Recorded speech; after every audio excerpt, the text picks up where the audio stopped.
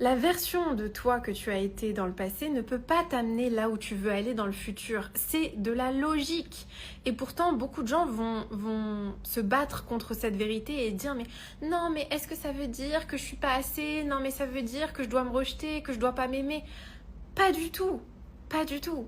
C'est pas parce que tu es conscient que la version que tu es aujourd'hui ne peut pas t'amener au niveau supérieur que tu la rejettes. C'est pas parce que tu es conscient que cette version-là n'a pas les épaules pour, les ressources pour, la personnalité, les traits ou les compétences pour t'amener au niveau supérieur que tu la mets de côté, que tu ne l'aimes pas, que tu la détestes.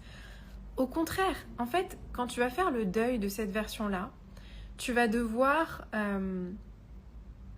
la voir dans son entièreté, apprendre à l'aimer sous toutes ses facettes et réaliser une bonne fois pour toutes qu'elle ne peut pas aller avec toi au niveau supérieur.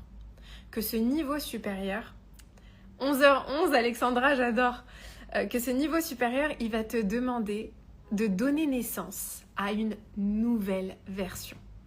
C'est comme une renaissance, c'est comme un phénix qui renaît de ses cendres. Chaque renaissance a besoin d'une destruction. Chaque renaissance a besoin d'une fin. Chaque début est la fin d'autre chose. Et je pense que la plupart des gens restent au même stade dans leur vie parce qu'ils n'acceptent pas une bonne fois pour toutes cette réalité.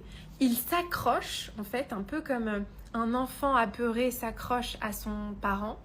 On s'accroche à ce qu'on connaît, à ce qui est familier, à cette version de nous qui nous a accompagnés pendant toutes ces années, voire ces décennies, qui nous a amenés là où on est aujourd'hui. On a peur de lui dire au revoir, on a peur de dire au revoir à toutes ces croyances qu'on avait, toutes ces relations qu'on a pu avoir, ces habitudes, ces schémas de pensée, ces schémas de fonctionnement.